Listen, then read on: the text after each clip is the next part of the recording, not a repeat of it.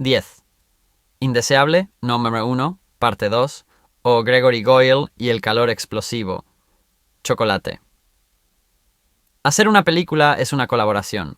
Las películas de Harry Potter fueron el producto de cientos de imaginaciones brillantemente creativas, desde J.K. Rowling, pasando por los departamentos de arte y los equipos de cámara, hasta algunos actores increíbles. Para mí, sin embargo, el pegamento que los unió a todos en las dos primeras películas, el tipo que los convirtió en lo que eran, fue el director Chris Columbus. Yo era un fan suyo sin siquiera saberlo. Había hecho algunas de mis películas favoritas mientras crecía, incluidas Mrs. Doubtfire y Home Alone con Macaulay Culkin, cuyos propios admiradores les robé brevemente cuando era un niño en Nueva York.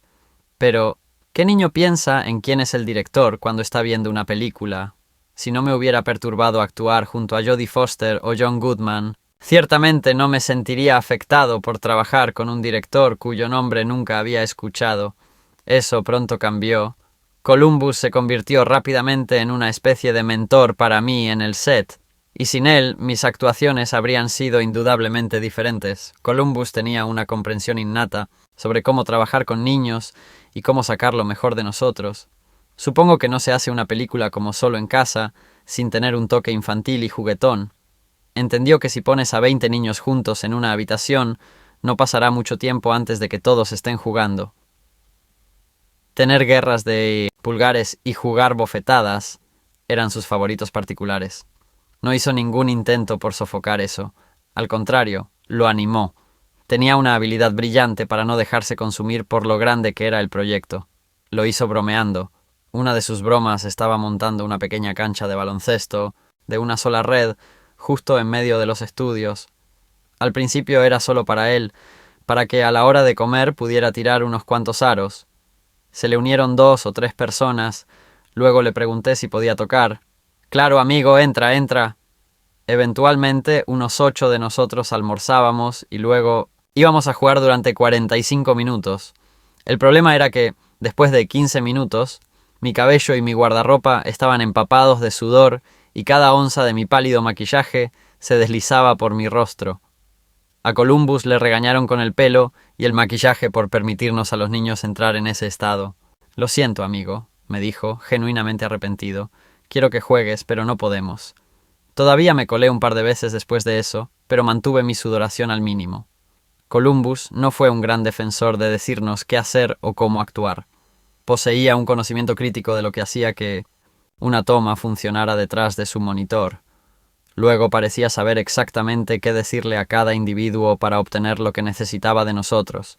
A menudo también se trataba más de lo que no dijo que de lo que dijo. A veces su estrategia consistía en arreglar el entorno para que las actuaciones de sus niños actores sucedieran de forma natural y orgánica. El mejor ejemplo de esto es cuando entramos por primera vez al gran comedor. Todos los niños fueron mantenidos deliberadamente alejados de ese set hasta el día en que filmaríamos la escena. Mientras tanto, Columbus se aseguró de que todo fuera magníficamente perfecto. Las mesas estaban puestas, los artistas de fondo estaban en su lugar, cientos de velas encendidas colgaban del techo en hilos de pescar, que luego se derritieron y las velas cayeron en picado. Dumbledore, Hagrid, Snape y mi abuelo se sentaron en la mesa principal con todos sus atuendos. No había cielo estrellado, por supuesto, solo un enorme andamio a modo de techo, pero era imposible entrar a ese espacio por primera vez y no quedar pasmado. La reacción de los primeros años de Hogwarts que ves en la pantalla fue genuina. Estaban tan asombrados como parecían, tal como Columbus tenía la astuta intención de hacerlo. No tuvo que decirnos que hiciéramos nada. Solo tenía que diseñar las circunstancias perfectas para la respuesta que buscaba. Por supuesto, exteriormente todavía estaba mostrando algo de mi actitud cansado del mundo. Nada me impresiona. Así que a pesar de estar tan impresionado como todos los demás, puede que haya tenido una expresión un poco menos encantado. No tengo ninguna duda de que esto era todo lo que formaba parte del plan de Columbus. Mi actitud encajaba perfectamente con el papel. El entusiasmo de Columbus fue implacable. Su estribillo constante era: «Impresionante, hombre, eso es increíble». De hecho, comenzamos a imitarlo hacia el final de la segunda película con nuestras propias versiones de «Impresionante, hombre», pero estoy absolutamente seguro de que eso no le habría importado. De hecho, él lo habría alentado. Quería que fuéramos descarados, que nos divirtiéramos, porque sabía que se traduciría directamente en la pantalla. Uno a uno, su técnica de dirección era igualmente astuta. Debido a que era un gran tipo, el elenco joven estaba ansioso por impresionarlo y yo no era diferente. Solía hacer un gran escándalo de lo mucho que amaba odiar a Draco.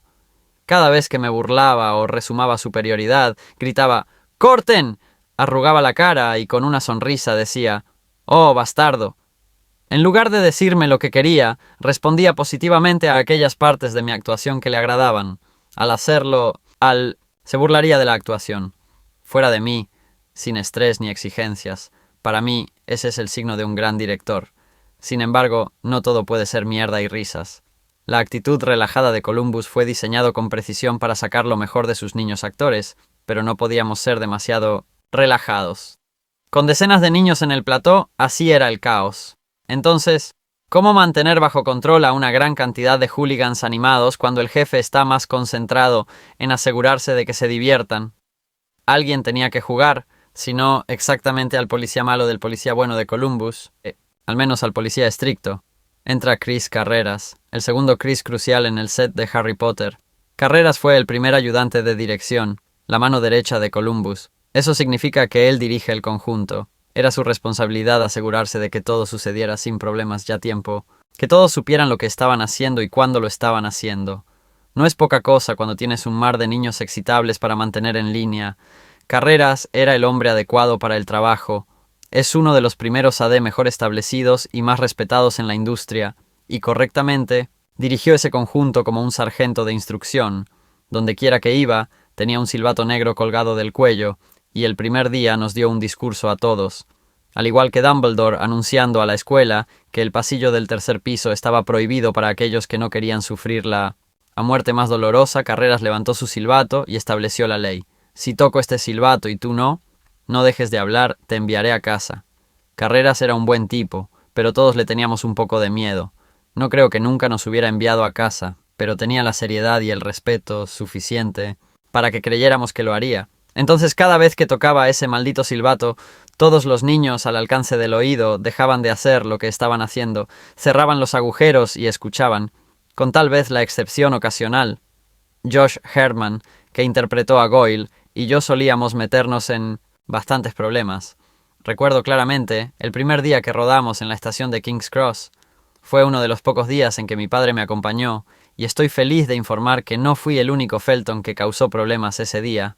Caminó por el plató y quedó comprensiblemente impresionado al ver toda la utilería, las cámaras, la multitud de artistas de fondo y, por supuesto, el cartel de plataforma 913-4 que había sido erigido por primera vez y tenía que mantenerse bajo control.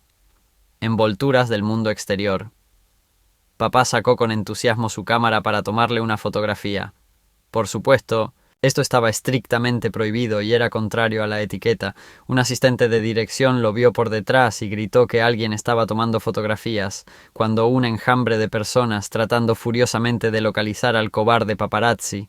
Papá rápidamente escondió su cámara, apuntó en otra dirección y gritó «¡Se fue por ese lado!», y así evitó sin problemas una reprimenda sustancial.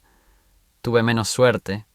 Hacía mucho frío ese día, por lo que proporcionaron un Costa Café chocolate caliente para todos los niños. Bebí el mío y puse mi taza vacía en el suelo. Josh lo aplastó con el talón. Hizo que se viera muy bien. Josh, sin embargo, bebió el suyo lentamente y apenas había bebido cuando sonó el silbato de Carreras. Dejó la copa en el suelo y se cuadró. Yo era un poco menos obediente.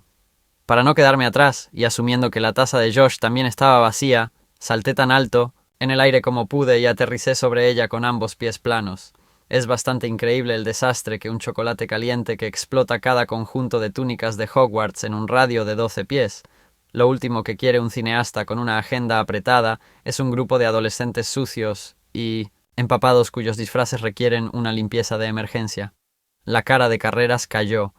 Se acercó a nosotros y nos dio una mirada que habría hecho temblar al propio Snape. Una mirada que decía, «pequeña mierda».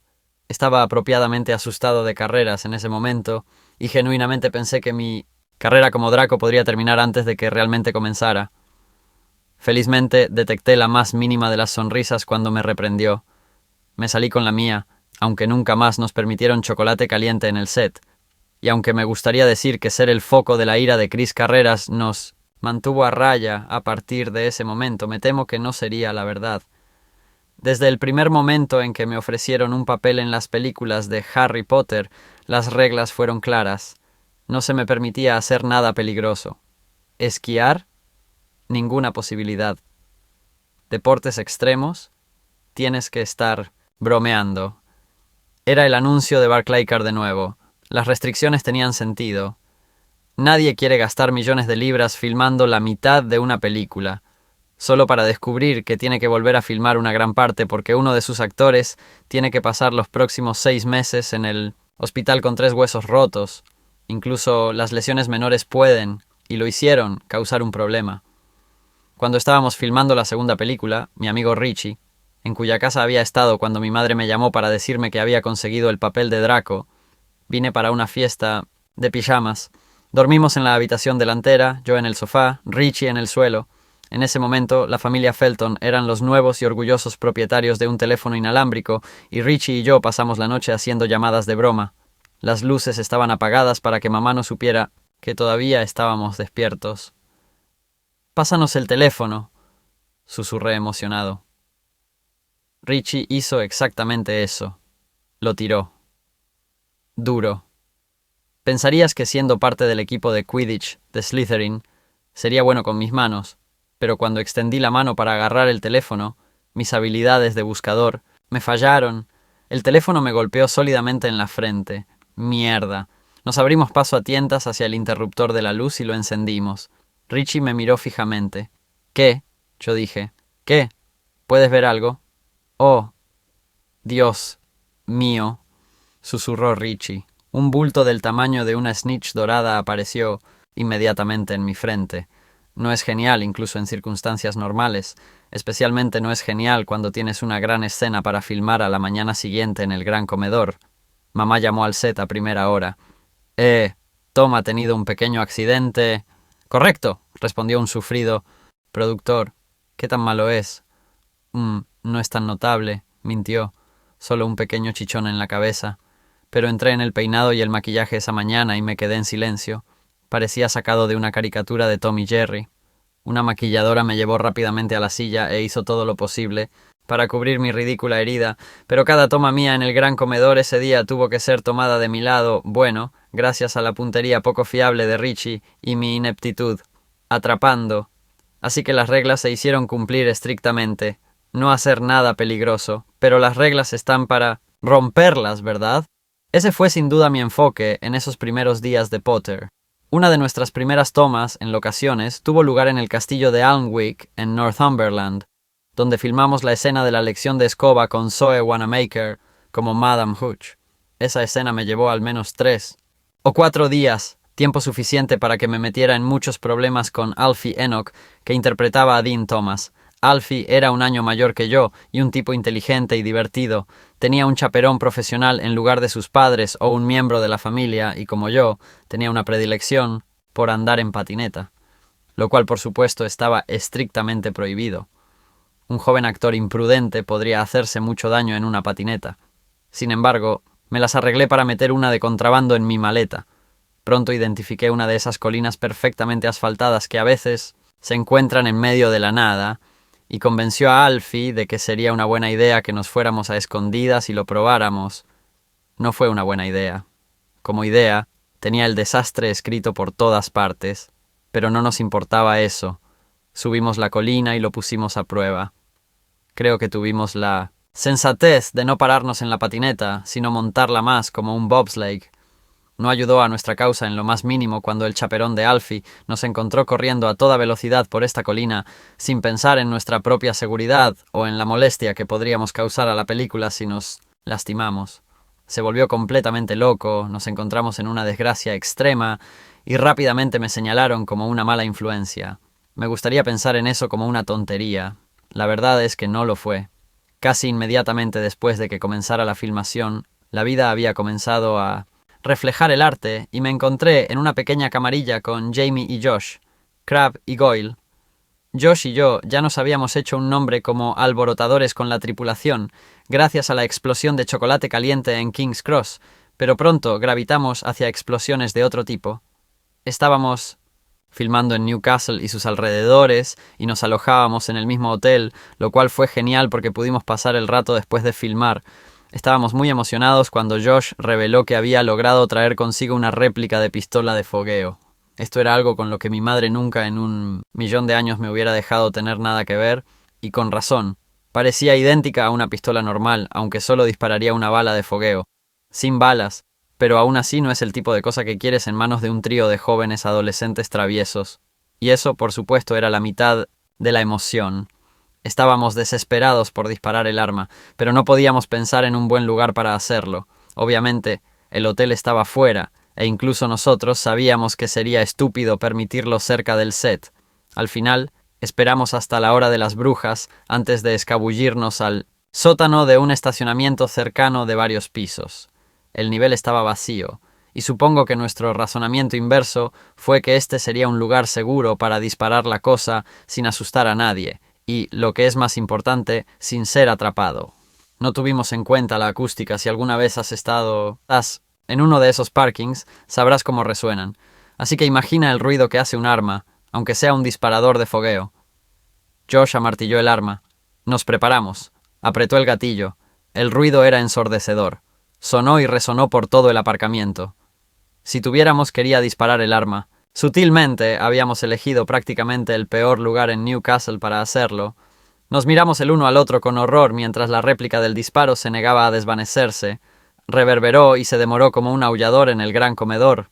Así que corrimos. Creo que nunca había corrido tan rápido. Sudando y sin aliento por el pánico, salimos del estacionamiento, regresamos al hotel y nos encerramos en nuestras habitaciones.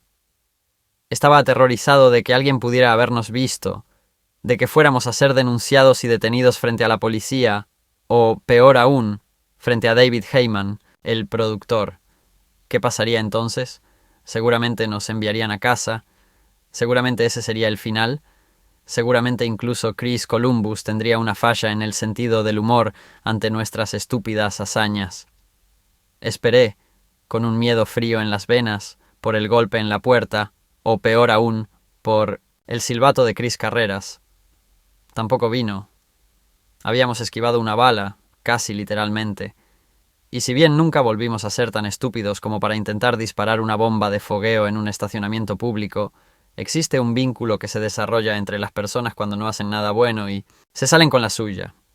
Draco, Crabbe y Goyle eran un trío problemático en la página y en la pantalla. Algunas personas podrían pensar que el trío de Slytherin era peor en la vida real, al menos en esos primeros días. No podría comentar.